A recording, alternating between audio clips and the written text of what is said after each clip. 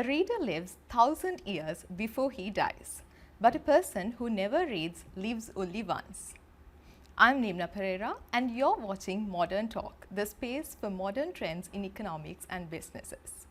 As we are in the month of September, the month for readers, today we will be exploring the big question whether the publishing industry could be made profitable.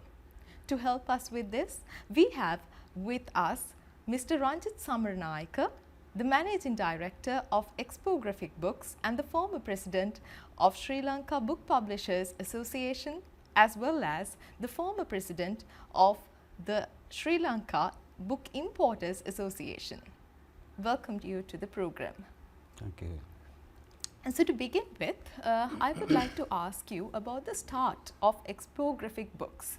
Now starting as a small printing press to a fully fledged publishing company today, how do you see this journey and would you like to share the story with us?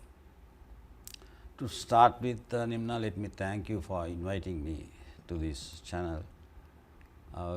You said about printing.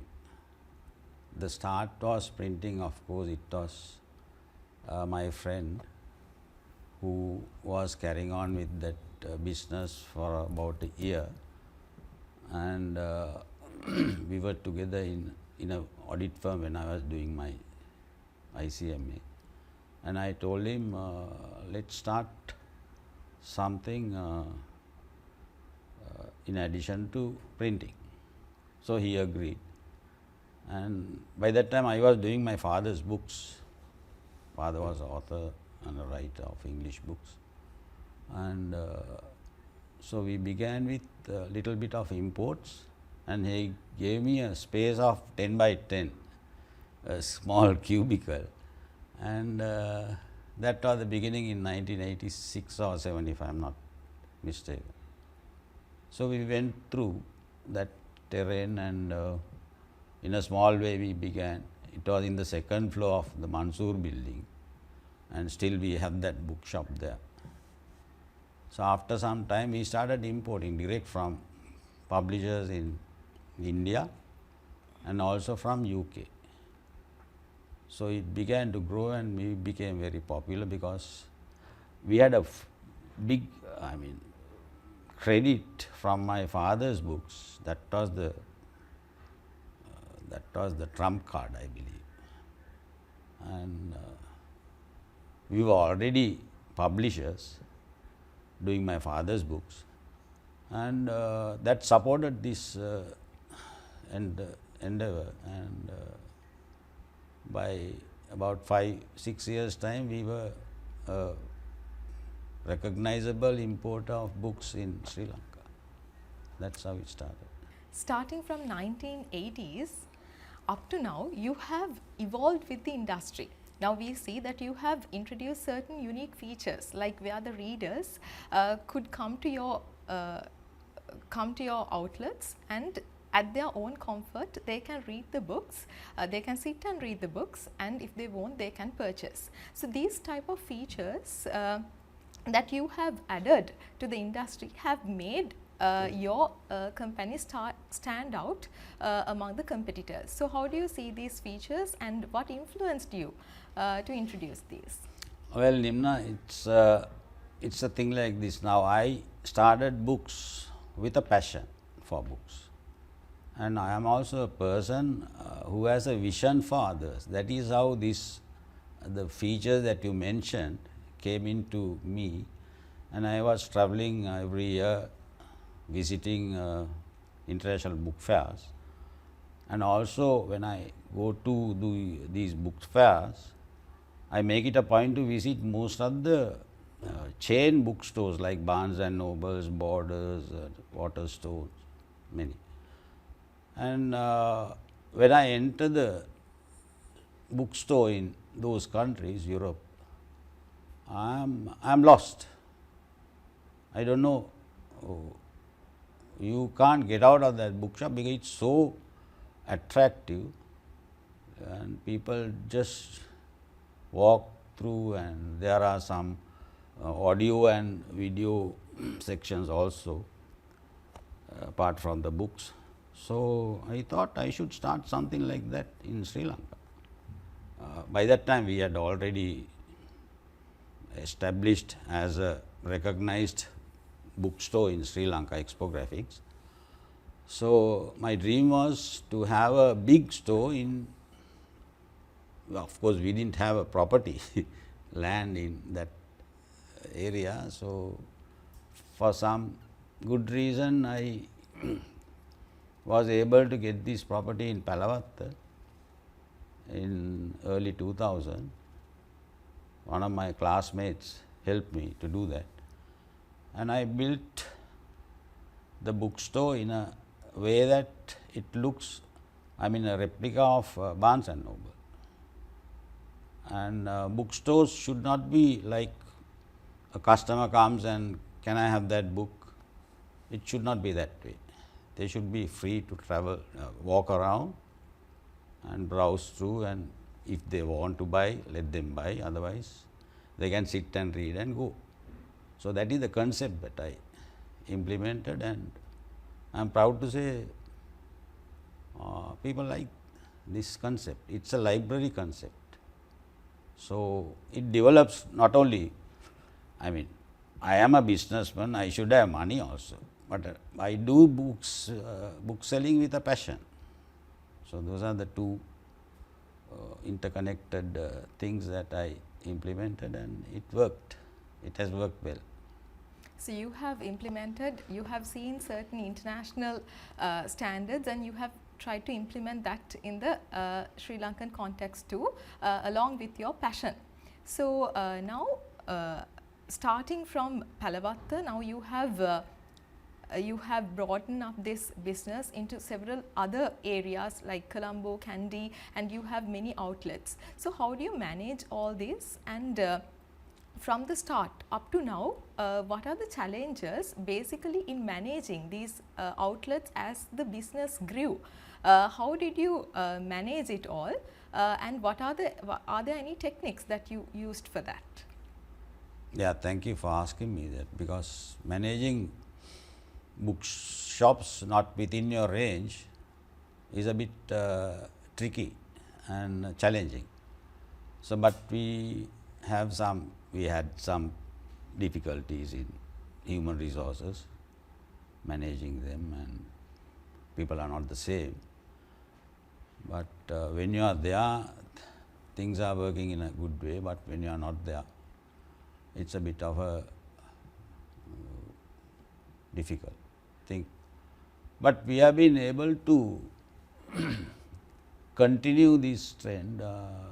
Recently, we opened up in Havelock City, which is doing well, but it is not very profitable, because you are in a mall and they make you know that the whole thing is, in malls what they do is they spend a lot of money on infrastructure and other things, and they need that kind of profits to maintain. So, you can't blame them also, but we do not make much profits in, not only we everyone else in a mall, they do not make much profits unless you have a huge turnover, but we do not have that kind of turnover. But we are happy that people are coming to know Expographics better than in any other stores. So, that is a plus mark. So, with regard to human resources, as you say, it is a bit of a difficult task, and everyone is having that problem.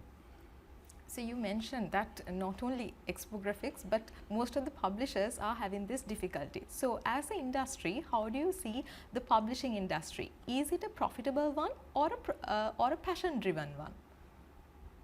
Both passion driven and profitable.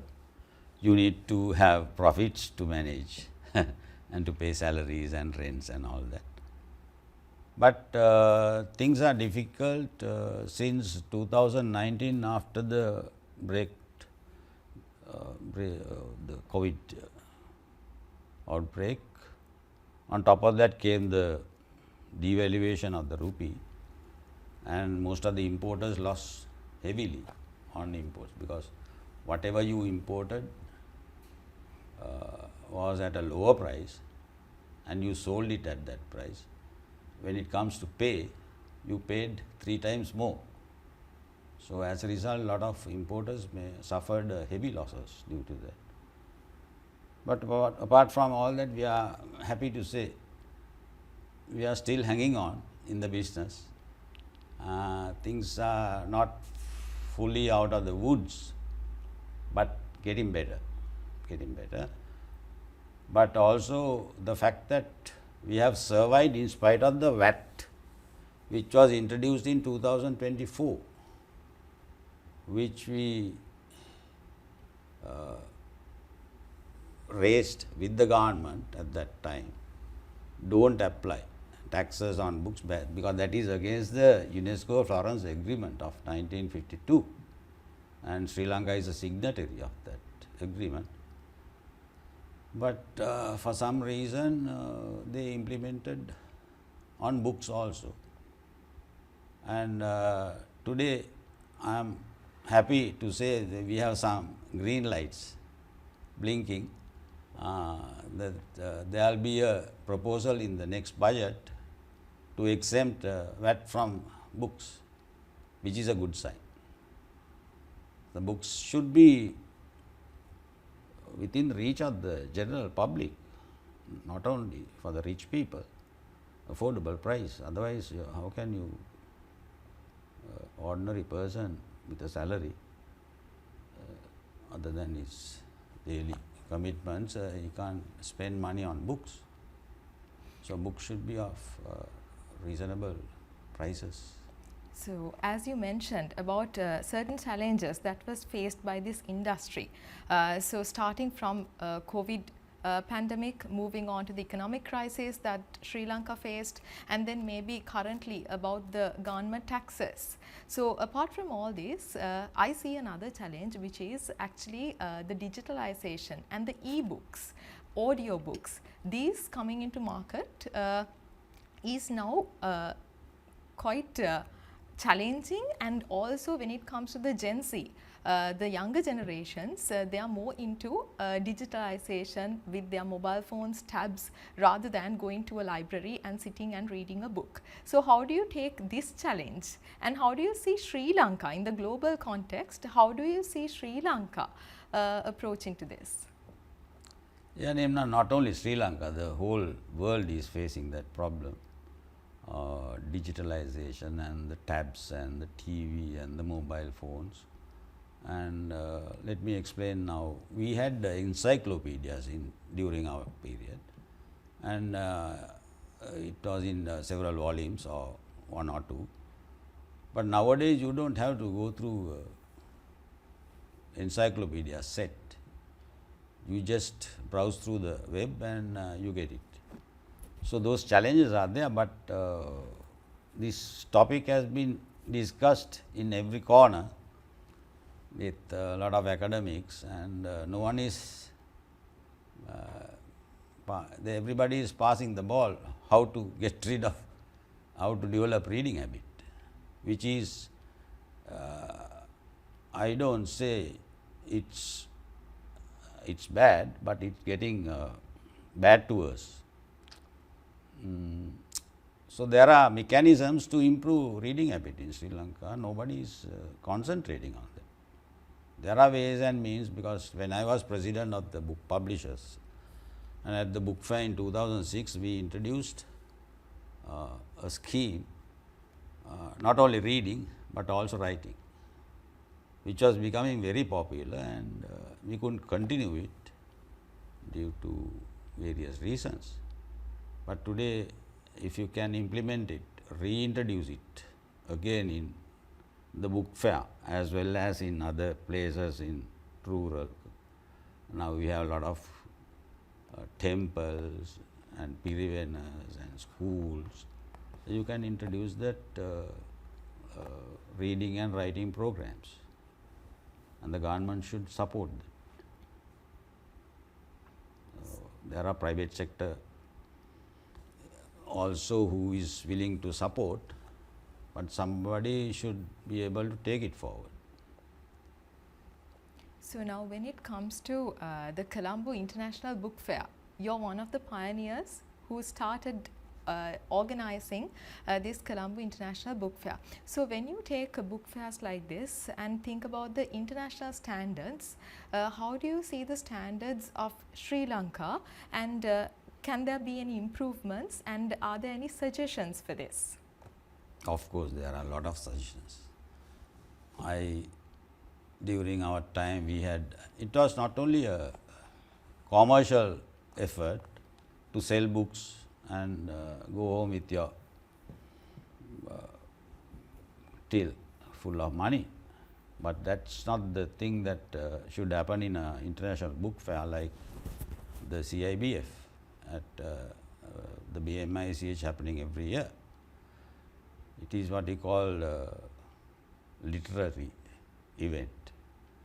There should be a lot of other activities to promote reading, the interaction with readers and writers, and there are many things that the book fair can do today, and those things should be reintroduced again to inculcate the habit of reading in Sri Lanka, which is not happening. I am sorry to say this. It's not happening in the book fair anymore. So we see that now when it comes to the newspaper industry, we see a huge downfall in this, and then we have a question whether the same will happen with the book publishing too. So in this regard, how do you see the modern trends? Like now when it comes to the newspapers, we see how readers are not engaging as before. So according to statistics, what is the idea, like when it comes to the age categories, the new generations, when you statistically take, and even now since we are in the month of September is to be the month of readers. So according to these different months, age groups, how do you see the patterns in the interest of reading, and is there any increase, or is there any statistically improvement in these trends? What do you say about that? Yeah, there is, I don't think negatively. There can be a lot of things that to promote the younger generation's reading habits through various mechanisms, which should be introduced through lot of media publicity, and schools are coming into play, the libraries and so on. And also the bookshops should be geared to cater to not only to sell books, but to allow people to come and browse and read books, and that is the only way that you can promote this habit. For any industry, the involvement of the government decisions and the policymakers is very important. So in that regard, how do you see the support of the government to the publishing industry, and what are your suggestions in that?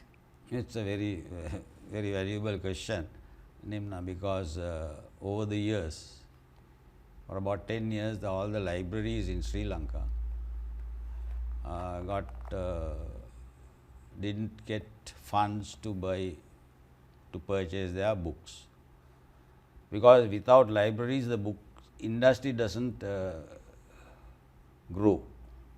It survives not only from the retail customer, it survives mainly from the books that are purchased from various libraries. Now you get about 4,000 plus libraries in the Pradeshiya Sabha, which is a very good thing, and they don't have funds. And also the technical colleges today, there are about 153 technical colleges, and the school libraries, you get the national schools which are about 350. None of these people, and also the university libraries, they don't have enough funds to buy books. So how can the book publishing or the bookshops survive without the government support? They should think twice. But the present government is making efforts. I am happy to say that they have reserved about 6% of the national budget for education. I think the books are also in the category. So that's a good sign. Let's see, wait and see how next year will be. So, with your long years of experience in this industry, what is your message to anyone who is planning to enter this industry as a newcomer? What is your message to them? Well, people do not take publishing as a business venture. They come in with a passion for books. So, if you have a passion, you definitely move in the right direction, and if you publish a good book and it sells, I mean you get interested in publishing the next book. So, that's how it grows. So, there is no, I mean, nobody can say, Ajay, come here, you better publish a book, you better write a book. No, you can't do that. It has to come within yourself, and then you become a writer. Then there are so many literary award ceremonies. You can introduce your writings to them, and so you can easily get into the arena of book publishing and then become a good publisher. So, today in Modern Talk, we discussed about another aspect of business, which is the publishing industry, the main challenges and the growth. So, today we were joined by Mr. Ranjith Samaranayaka. So, we are very thankful for sharing your insights, and to our viewers, till we meet with another important episode of Modern Talk, keep reading, keep growing.